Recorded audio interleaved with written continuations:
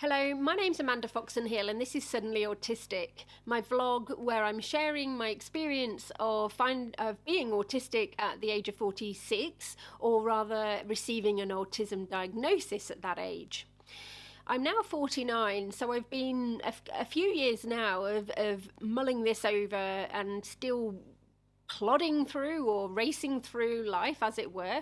And as with any bit of self-knowledge, it has fundamentally changed my the way that I feel about myself, and that's why I made this vlog. Receiving a diagnosis at sort of during middle age, I guess, is a particular type of experience of life. It's I suppose people being my age and sort of either side of that are probably the first generation en masse to be receiving neurodivergent confirmation of the way we are, of fundamentally how we operate in our midlife. And by midlife, I'm meaning, for me especially, this was a time when my life was set. You know, my children were pretty much grown. They're more grown now, and it's a time when my career was happening and set. You know, everything was breezing along, and I was about to enter into a phase where, you know, you've got that. This is the time when life gets a little bit easier. So there's this window of opportunity where you can be yourself. You're full you don't have little children to worry about, you don't have grandchildren. This is my experience. So there was this little window of opportunity where I could just go and fill my days with being whatever and whoever I was always meant to be, without having to fulfill any of these other roles. Finding out that I'm autistic has kind of filled in the gaps of that for me a little bit, because what led me to wanting to get a diagnosis was that life didn't feel comfortable a lot. And when I say that, I'm not if anyone knew my life has not been comfortable. I'm not one to seek comfort over growth opportunities.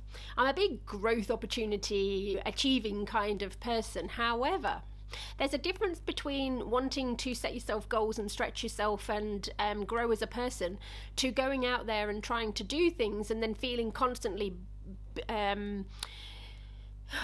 misunderstood, beaten up, gaslit, confused, tripping yourself up, being overwhelmed and then shut down. And that was my experience. So it's a miracle, I feel, that I kept trying up until the point that it became almost unbearably difficult, and I couldn't see a future for myself at all on this planet, to be fair. Yeah, it did get quite dark for a while, because life was pretty desperate on a lot of fronts around the time when I was seeking my diagnosis. But anyway, in light of all of that, I got to this part here where I now know who I am. And on that, I want to say that whole saying, be yourself because everyone else is taken. For 46 years, I was walking around the world, blundering around clumsily, I would had, not knowing who I was on some fundamental level, not understanding my neurotype and how I operated, what was my operating system. And I'm not just talking about my brain, I'm talking about my body too. You know, why can't I walk through a room without hitting myself on every sort of thing? Why are doors so difficult for me? Why is it when someone starts to talk to me and I'm holding a cup of tea, I drop the tea? What's going on with me? Finding out that I am autistic, I have ADHD, generalized anxiety disorder, and complex PTSD, when I did at the age of 46, was a revelation. It's continued to be a revelation, and I'm still revelationing today. Today, what I want to talk about is a video that I watched by a lady called Dr. Kim Sage. It's called Mums with Borderline and Possibly Autism, Dissociation, Anger and Intergenerational Trauma. This really resonated with me, her video, and this is a sort of reaction video, I guess. So if you'd like to check out her work and then come back here, please do. If you don't want to come back here because I'm annoying, please feel free. But if you do that the other and then come back here, awesome. Hello.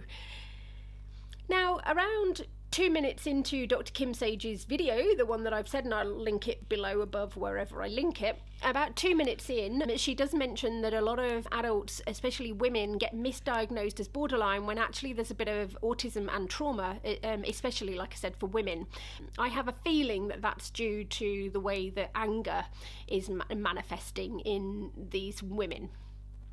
Now, a bit of a disclaimer here, borderline personality disorder is not something that I personally have. It's not a diagnosis of mine, but it is something that features heavily in my family system. So it's something that I have quite a level of understanding and personal experience of, although not from the first person. Dissociation is something that I do and have always done. I have a feeling that my dissociation comes from autism, and it's an autistic way of shutting down or reducing the internal inputs because I am overwhelmed and trying to process everything sensorially. It's beyond choice. It's the computer's full. Do you know, like when you've pressed too many buttons on an old computer and it just whizzes around, and in the end you've got to Control-Alt-Delete or throw it out the window? That's what I'm talking about. Anger.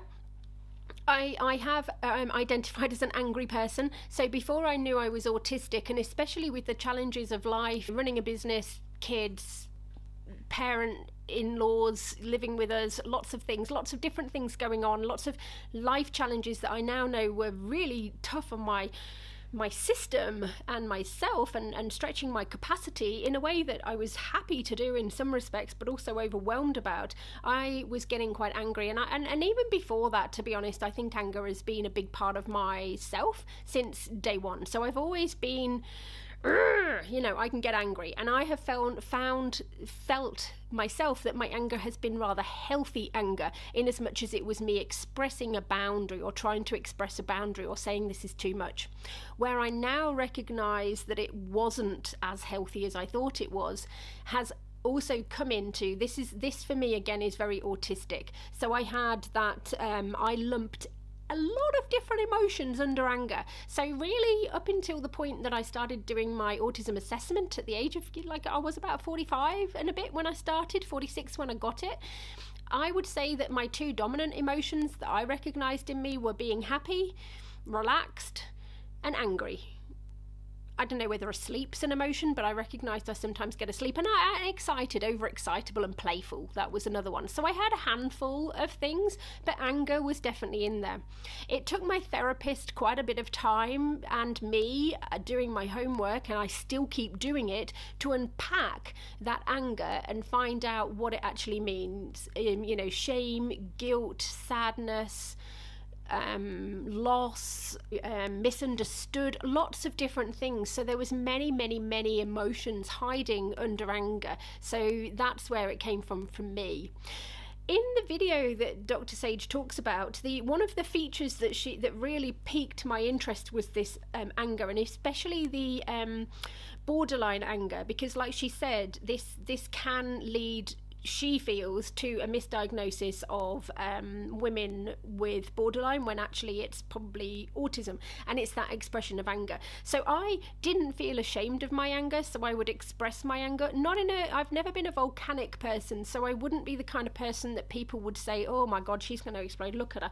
It was more I would stand up for myself. So I'd say, no, that's not fair, that's not right, you can't, I'm not doing that. I'd be very assertive. So it was an assertive form of anger, as opposed to a smash. It wasn't demonstrably anger. I didn't have any inclination to smash things or whatever, although I did have the inclination to punch people. Not that I did a lot. I'll just leave that at that, and certainly not to the point where I ended up in trouble. I mean, I'm very much talking there when I was younger, and there's a very blunt response to things. You don't have. I did develop a little more coping strategies than just physical violence, but physical violence was certainly on the agenda as I was a younger kid, and it took a while to get out of that habit, let's just say. Borderline anger is often or most often manifests as big, uncontrollable bouts of anger. And what I really liked about Dr. Kim Sage's video is that she also talked about it in link to dissociation, and saying that often somebody who is borderline will erupt in this anger as if from nowhere, but then once they're calm again, it's like, well, no, I didn't say that, I didn't do that. So there can be a level of gaslighting and lacking the ability to fully reflect on that anger. Now that is something that I feel like I can resonate. I understand that. I've seen that happen, and I've also seen the huge remorse that comes. So I don't necessarily think that borderline it's all dissociation and then it's like, well, that wasn't me, I didn't do that. But I certainly see there's a complex relationship there with that. In terms of how does that, why am I talking about this with relation to me and autism? Well, there's a couple of things here. I feel that borderline or autism are fairly common within family systems, because it's very confusing and upsetting to live with somebody who's undiagnosed with anything. And that's why I'm a big advocate for getting diagnosis and having the diagnostic process being accessible for as many people who need it. It should not be a luxury, it shouldn't be too unaffordable. So for example, you might have somebody who's not autistic, but they have autistic traits throughout their family and they pass it on to a child or a partner, or they attract a partner because it's a common thing that they're attracted to, whatever. So they end up, they're not autistic, they end up with somebody who is autistic or ADHD or something else in their family. If that individual has a tendency or has a lower level of emotional maturity, isn't so good to manage their emotions, they might have some genetic predispositions or even have a borderline tendency in them, it's going to be triggering to live in this system, and vice versa for the people who are undiagnosed neurodivergent. So I guess what I'm saying there in a nutshell, because it doesn't matter who's who and what's what, complex family systems are complex family systems. I often said, while I was parenting my children growing up in the multi-generational family where you've got an elderly person who grew up in a completely different time at the start of the Second World War with babies basically, and all of the drama and dynamics that go on with that, plus the in-betweeners, which is my husband and I, Generation X, who are the latchkey kids who were brought up without any emotional language really, or landscape. The emotional landscape of the Generation X is pretty bare unless you cultivate it, and I didn't have the tools to cultivate it because I didn't know it was missing on account of my trauma history, my family history, and being autistic and not recognizing that, not having that emotional insight, if you like. I thought angry and happy, well, what more do you need? I've got the suite covered. Clearly not. So when you have a complex family system, it's a complex family system. As I often felt like I was living in a psychiatric hospital and that I was switching between the patient, the consultant, the nurse, the chef, the walls of the hospital that was just getting bashed around, and things thrown at them. I felt like that. I felt like I was living in a crisis centre, and that I was both part of it and detached from it. So part of the problem, part of the solution, not a thing to do with it, it's just a thing. I felt all of that, and it was overwhelming because I was in a complex family system. Now, there's a level of shame and guilt that comes with living in a complex family system when you made that family system, which I did contribute to, especially when you've come from or graduated in your head from a complex family system, which I did. So my parents divorced, there was some situations going on there. My grandparents had their own problems, and there were some situations going on there. One of my key values was to have more of a peaceful family life, to marry someone that I really liked instead of just somebody, and to have a relationship that we worked really hard on and that hopefully flourished, and that we were kind to each other, that we could communicate, and I feel like I've really achieved that. So happy days, good stuff. I felt like I had then broken the circle and cycle of trauma in my family, but I hadn't, because autism, not just being autistic, it's not traumatic or horrible to live with someone who's autistic. What's difficult, in my opinion, is living with situations with people with complex needs who don't understand that their needs are complex, or that they even have needs, or that their behaviour and their choices are affecting others, or that the things they can't control are difficult to manage for other people. No matter which way you spin it, it's the lack of insight in a complex family system that lubricates anxiety, which for me has been a core part of my life and now has ended up in generalized anxiety disorder, which I have to work on every day. Every single day I'm working on my anxiety disorder, more so than my autism. Is like, okay, so that's the tools that I've got to deal with it. They're the vulnerabilities that I've got, but how am I going to deal with this anxiety? And anxiety is fear. That's the next and the last thing I want to talk about, because I don't want the video to run on for ages. It's really hard. But borderline personality, going back to that, is characterized by an intense fear of abandonment. I feel that autism is also autistic trauma, I should say, not autism itself. So in somebody who's autistic like myself, I'll talk about myself, really, that's the best thing I can do.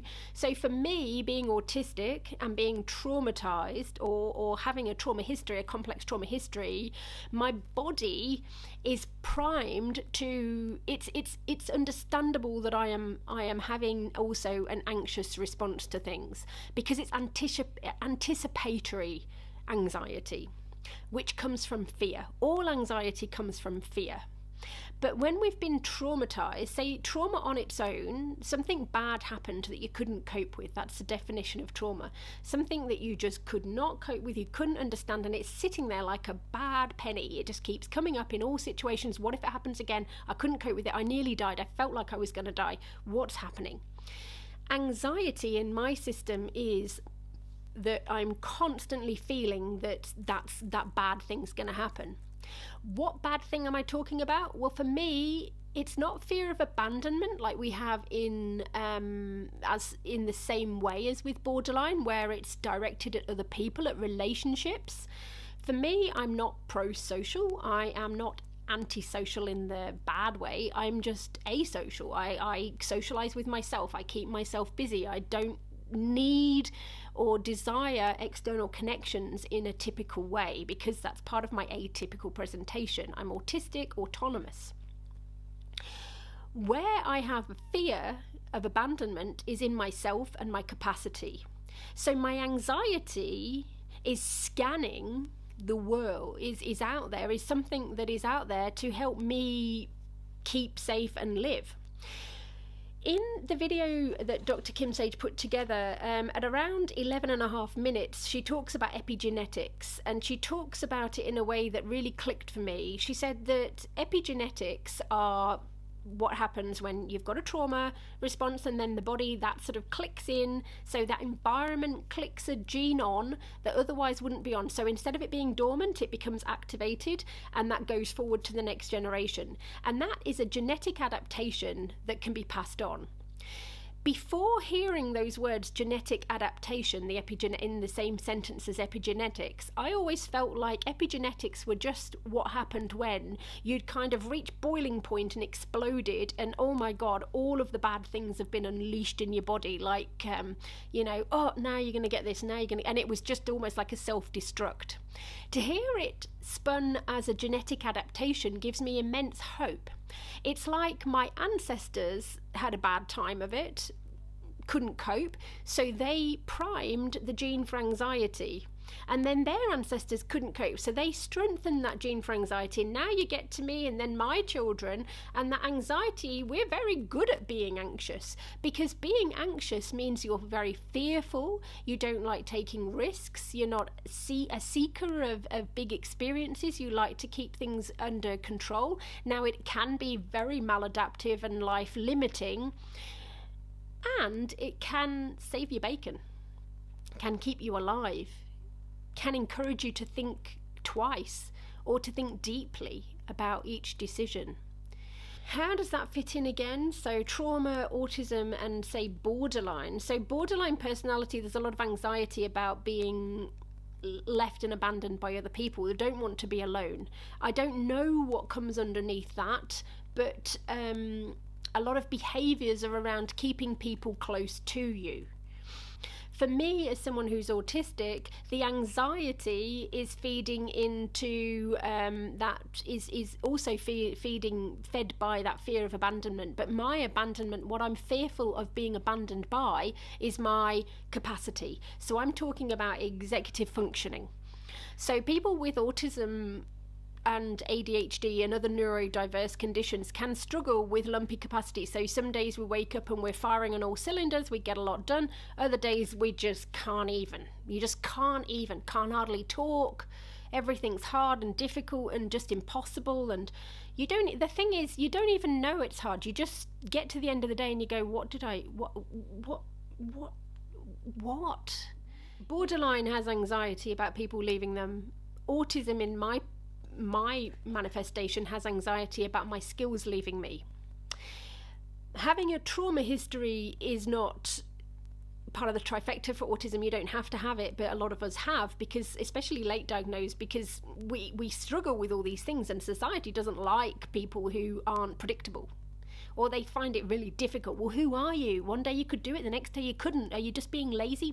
There's a lot of guilt, there's a lot of blame, and there's a lot of shame with the way that someone like me was turning up in the world for 46 years.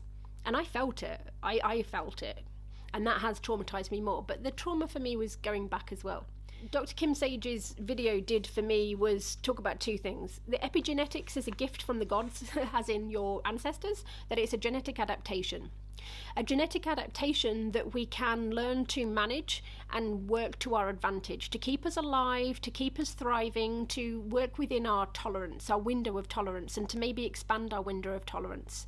It's not a death sentence. It doesn't mean that my anxiety is going to be, life limiting forever and whatever. It doesn't mean it's always going to be painful to be me.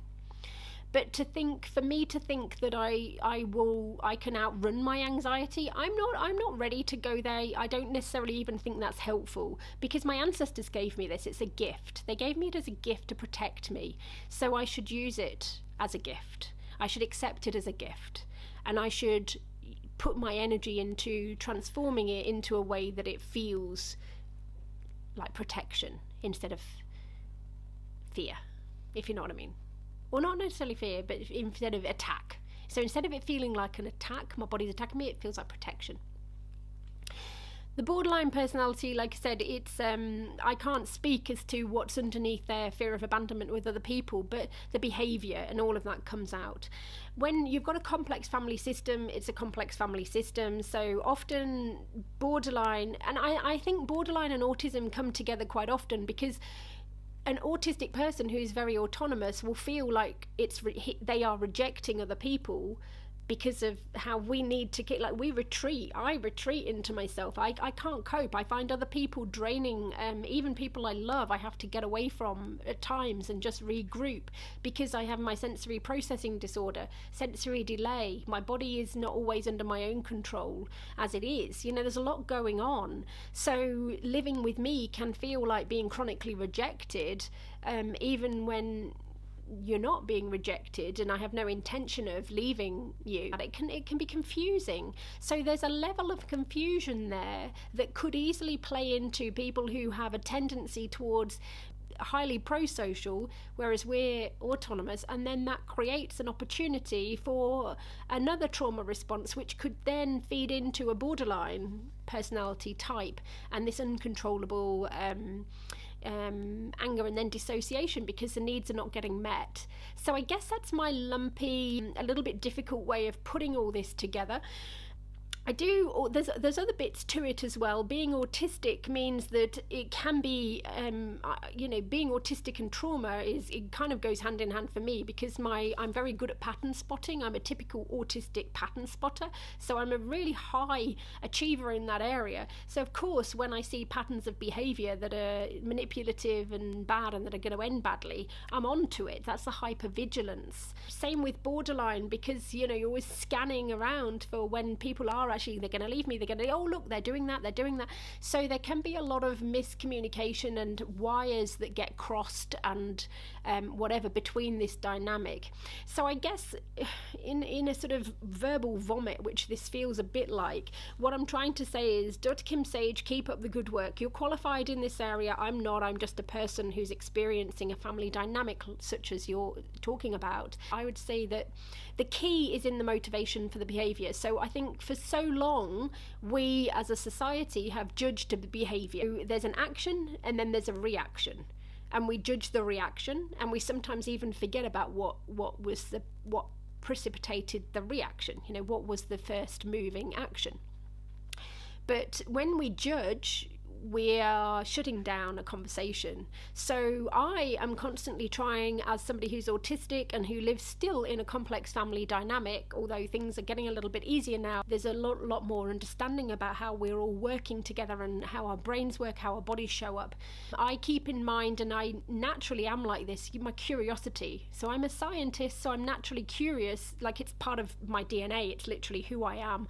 But whenever there's a reaction or an action, whatever happens in the world, instead of rushing to judging it, I remind myself and lean into my curiosity. Sometimes my family members don't know why they do what they do. They don't know how they feel in that moment. And then it invites me. It's difficult for me because that triggers my anxiety, because I feel fear that maybe something bad's going to happen, because it's that ambiguity, that ambiguous space, that not knowing is very upsetting for me. But what's happened now with me understanding myself, I can rise above that a little bit, use my skills and create some space. So when some action happens in the world and there's a reaction that's out of proportion, maybe a violent outburst of anger, and that causes a sense of shame, blame, guilt, whatever going on, then I'm learning to instead of my anxiety is triggered, I am triggered, so I do have that trauma response, I do shut down and whatever, my anxiety is then scanning for the fear, like I'm fearful for my life, what's going on, but I'm able to say, okay, just time. Let's create some time. Let's be curious. This might not be the right time, but there will be a right time. So let's put things in perspective. Let's take the long view. And that's what I want to say. So thanks to Dr. Kim Sage for starting to piece together the complex family dynamics where autism is a part, but it's not necessarily the only challenge, I suppose, for a family system, especially undiagnosed. Yeah, good luck on all of your journeys, and hopefully there's been a little bit of something there that's been useful. I do have COVID at the moment, which is why I'm sounding a bit nasally and a little bit flushed, looking a little bit flushed, but hopefully it will go. Yay!